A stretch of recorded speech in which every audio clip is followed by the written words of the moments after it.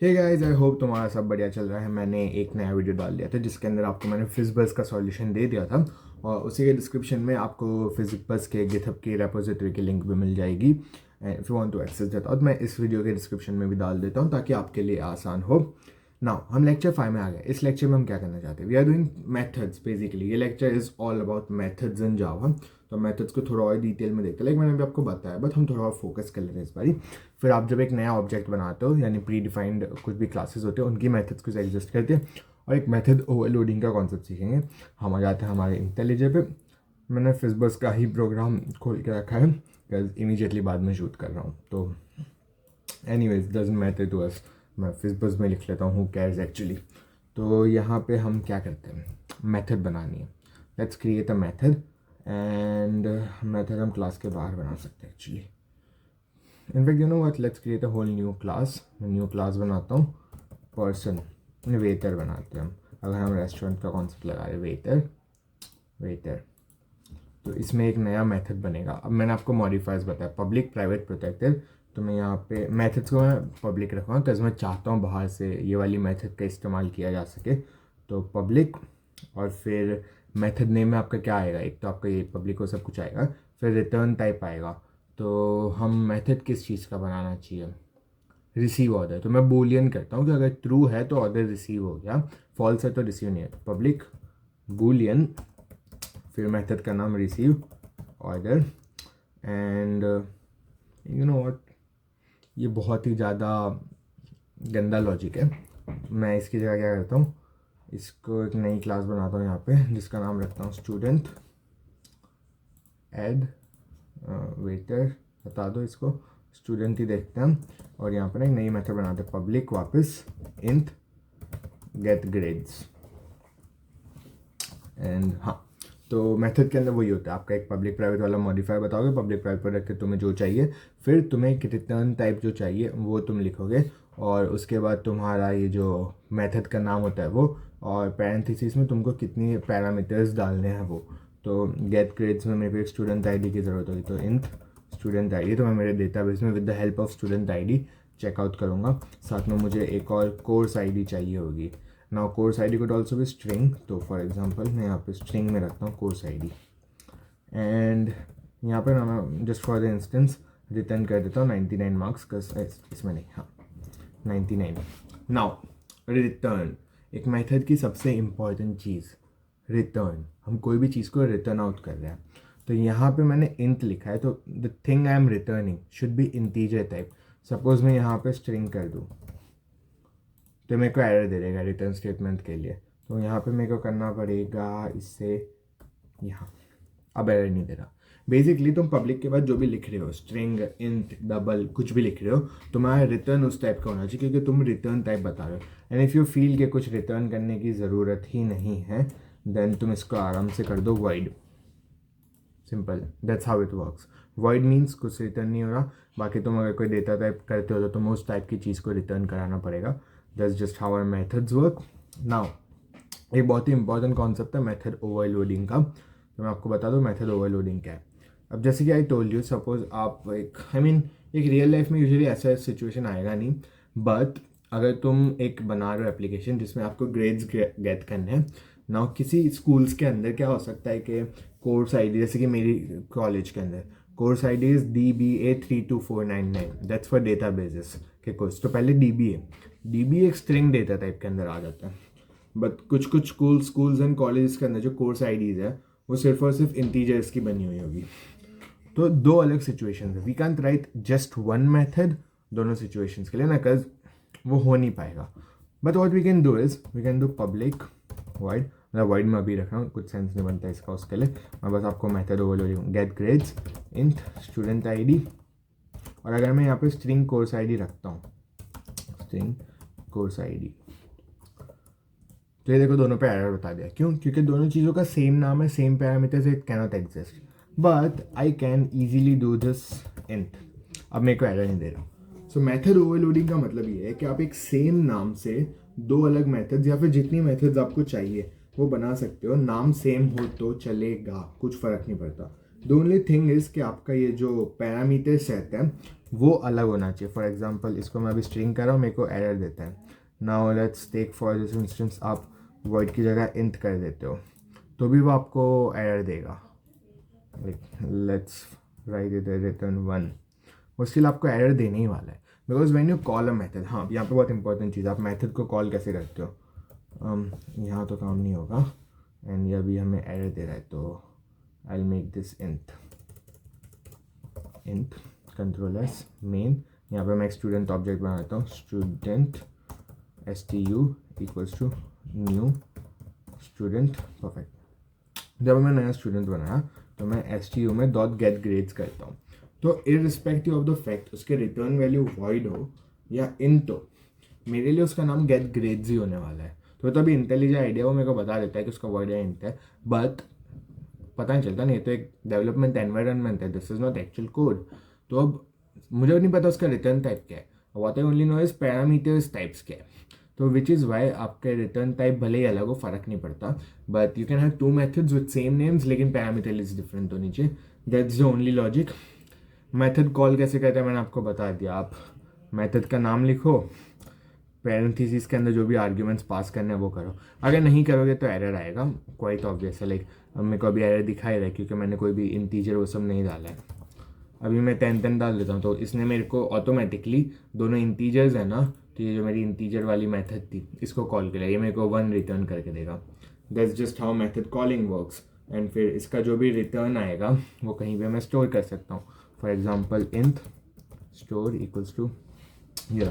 अब मैं नीचे अगर साउथ कराता हूँ स्टोर को और मैं रन करता हूँ तो नोटिस करो 1 आ गया, because that's just how it works. Method मैंने वहाँ पे रिटर्न 1 कराया था। तो वही है, मेथड का नाम तुम कैसे डिफाइन करते हो, पब्लिक प्राइवेट प्रोटेक्टेड जो भी आप बताते हो, उसका डेटा टाइप बताते हो, मेथड नेम बताते हो, फिर वो एक मेथड डेफिनेशन है तो मेथड नेम बताते हो, फिर तुम पैरामीटर लिस्ट बता दो, कॉल करने के लिए मेथड नेम लिखो और फिर आर्ग्यूमेंट्स पास करो। ना अगर आपको ये सवाल है कि आर्ग्यूमेंट्स और पैरामीटर्स में डिफरेंस क्या है, पैरामीटर्स आर वो चीज़ें जिसको तुम लिखते हो एक मेथड डिफाइन करते वक्त, एंड आर्ग्यूमेंट्स वो चीज़ है जो तुम मेथड कॉल करते वक्त लिखते हो। तो बहुत इंपॉर्टेंट चीज़ है आर्ग्यूमेंट्स और पैरामीटर्स के बीच का डिफरेंस समझना। एंड आई होप तुम समझ गए हो इस स्टेटमेंट से, बिकॉज ये तुम बहुत डिफरेंस आएगा जब तुम इंटरव्यूज़ में बैठोगे या किसी के सामने बोलोगे। तो बहुत लोगों को नहीं पता होता, उनको लगता है आर्ग्यूमेंट्स पैरामीटर सेम चीज़ है। They are the same in one way, लेकिन दोनों को अलग अलग जगहों पे कहा जाता है। तो वही था आर्ग्यूमेंट्स और पैरामीटर्स का डिफरेंस। फिर कुछ प्री डिफाइंड मेथड्स होती है वो बताता हूँ। तो गेट ग्रेड्स मेथड तो मैंने बनाई थी, but STU originally also has some methods. Like for example अगर ये मेथड मैं उड़ा देता हूँ, फिर भी आप यहाँ पे नोटिस करना, इसको भी हटा देता हूँ मैं अगर STU डॉट लिखता हूँ, मेरे को बहुत सारी मेथड्स बताइए, हज़ारों तो नहीं, कम है, लेकिन इसमें से मैं कुछ स्पेसिफिक बताता हूँ। एक इक्वल्स है, तो अगर मैं इक्वल्स मेथड लिखता हूँ तो यहाँ पे ना मेरे को एक और ऑब्जेक्ट बनाना पड़ेगा। तो लाइक सपोज मैं यहाँ पे इस लाइन को करता हूँ कॉपी पेस्ट STU2, तो मैं यहाँ पे STU2 डाल सकता हूँ। तो बेसिकली मैं इक्वल्स मेथड का यूज़ करके दो ऑब्जेक्ट्स को टेस्ट करूँगी, क्या STU2 ऑब्जेक्ट और STU1 object, like normal STU दोनों के दोनों सेम ऑब्जेक्ट्स एग्जिस्ट करते हैं नहीं। तो इक्वल्स एक प्री डिफाइंड मेथड है। ऐसी एक और मेथड आती है which is our to string. तो बेसिकली ये डिटेल्स रखती है, टू स्ट्रिंग मेथड्स यूजुअली हर क्लास की डिटेल्स रखती है। फिर आपको एक मिल जाएगा STU dot class get class, तो उसमें आपको एक रेफरेंस मिल जाएगा कि वो कौन सी क्लास है एंड ऑल। एक काम करते हैं, प्रिंट कराता है south STU dot gate class, ये रहा, उसने बता दिया कौन सी क्लास है कि ये स्टूडेंट क्लास है। तो बेसिकली दैट्स फॉर लाइक आपके पास सब कभी कभी क्या होता है, अभी वो आगे तुम कोड पढ़ोगे ना, you will realize there are different classes and objects different type के होते हैं। Like Hasan could be a student और कुड बी अ टीचर। तो आई कुड डू के हसन डॉट गेट क्लास, मुझे पता चल जाएगा कि वो एक स्टूडेंट है या एक टीचर है। वैसे एक इंस्टेंस ऑफ ऑपरेटर भी होता है, उसको भी यूज़ कर सकते हो, बट उसके लिए होता है हमारा डॉट गेट क्लास कि वो कहाँ पे एग्जिस्ट करती है एंड ऑल। और साथ में एक और हमारा हैश कोड एग्जिस्ट करता है which would be STU dot hash code. तो ये आपको एक हैश कोड रिटर्न कर देगा जिससे आपको कुछ लेना देना नहीं है। तो मैंने आपको मेथड डिफाइन करते बता दिया था जो हमने की थी। मेथड ओवरलोडिंग हमने देख ली और प्री डिफाइंड मेथड्स देख ली। अब एक चीज़ है which is called factorial. I don't know आप लोग को फैक्टोरियल पता है नहीं पता, but let me show you what factorial is. तो यहाँ को हम बना देते हैं factorial. So how factorials work is like suppose मैं 2 का फैक्टोरियल ढूंढ रहा हूँ, तो 2 फैक्टोरियल ऐसे लिखा जाएगा 2 exclamatory mark equals to 2 into 1. अगर मेरे को 4 का फैक्टोरियल ढूंढना है, so it would be 4 into 3 into 2 into 1. Okay, अब सही दिख रहा है, मतलब नहीं भी दिख रहा, but okay this is weird.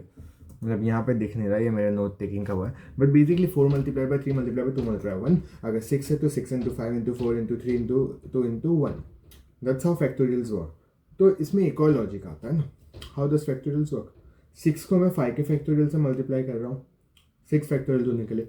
5 factorial कैसे ढूंढ रहा हूँ, 5 को मैं 4 के फैक्टोरियल से मल्टीप्लाई कर रहा हूँ. 4 फैक्टोरियल कैसे ढूंढ रहा हूँ, 4 को मैं 3 के फैक्टोरियल से मल्टीप्लाई कर रहा हूँ. तो to find a factorial what I can do is keep calling factorials, उससे एक वैल्यू नीचे का, राइट. तो एक कॉन्सेप्ट आता है which is called recursion. Recursion में क्या होता है, आप एक मेथड ही खुद को बुलाती है. So when a method calls itself it's called recursion. तो लाइक तुम मेथड्स को उस वे में डिफाइन करते हो. तो हम यहाँ पे एक मेथड क्रिएट करते हैं, पब्लिक फिर इंट फैक्टोरियल. इंट नंबर मतलब मेरे को कौन से नंबर का फैक्टोरियल चाहिए और वो इंटीजर होना चाहिए. सो यहाँ पे हम मुझे एरर क्यों दे रहा है, ओ हाँ मैं रिटर्न नहीं किया है ना. तो एक मिनट, इंट वैल्यू, इसको हम ना अभी इंस्टेंशिएट नहीं करते, वैल्यू को बाद में बनाते हैं. चलो वैल्यू इक्वल टू 0 कर देते हैं. मेरे को ना एरर देखना अच्छा नहीं लगता, प्रॉब्लम हुआ है. हाँ, सो इंट वैल्यू इक्वल्स टू 0. अब हमें क्या करना है, हमें एक नंबर को लेना है एंड उसका नीचे एक जाके फैक्टोरियल को बार बार कॉल करते रहना है. नाउ इफ़ नंबर 0 है तो उसका फैक्टोरियल 1 होता है, इफ़ नंबर 1 है उसका फैक्टोरियल 1 होता है. तो उसका लॉजिक नहीं बनता. तो वहाँ अब उसको हम सबसे पहले चेक कर लेते हैं.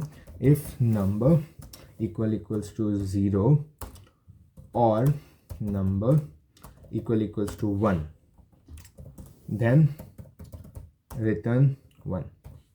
बढ़िया, सीधा रिटर्न कर दो 1 को. एल्स अगर वो 0 या 1 नहीं है, नाउ हमारा लॉजिक काम करता है, राइट. तो अब एक इनफैक्ट यू नो व्हाट, हमें रिटर्न वैल्यू करने की भी ज़रूरत नहीं है. हम यहाँ पे ना सिर्फ ओरिजिनली रिटर्न 1 कर देते हैं, वरना हमको ना जावा एरर देता है. हाँ, तो एल्स यहाँ पे हम सीधा रिटर्न स्टेटमेंट ही लिखते हैं, एक नया वेरिएबल बना के उसकी जगह रखने की ज़रूरत नहीं है. रिटर्न नंबर है, तो मेरे को नंबर को किससे मल्टीप्लाई करना है, मेरे को नंबर को मल्टीप्लाई करना है एक फैक्टोरियल से. किससे, उससे एक छोटे से. तो मैं यहाँ पे एक और वैल्यू पास करूँगा विच इज़ नंबर से एक कम. एंड ये रिटर्न रीचेबल नहीं है ना, हाँ तो इसकी ज़रूरत नहीं. ओके, जावा नहीं, वो पाइथन एरर देता है. तो बेसिकली ये मेरा आई थिंक मेरा कोड हो चुका है. एक बार हम इसको टेस्ट आउट कर लेते हैं. तो साउथ STU डॉट फैक्टोरियल, मैं इसको वैल्यू देता हूँ 5, शुड गिव मी 120. बढ़िया, 120 दे रहा है, हमारा कोड परफेक्टली काम कर रहा है. तो बेसिकली हुआ क्या, जब मैंने उसे value the 5 which is int number, मेरा नंबर क्या 5, उसने चेक किया 5 0 है नहीं, उसने चेक किया 5 1 है नहीं, तो वो एल्स में आ गया. तो उसने क्या 5 मल्टीप्लाइड बाय, उसने वापस फैक्टोरियल खोला.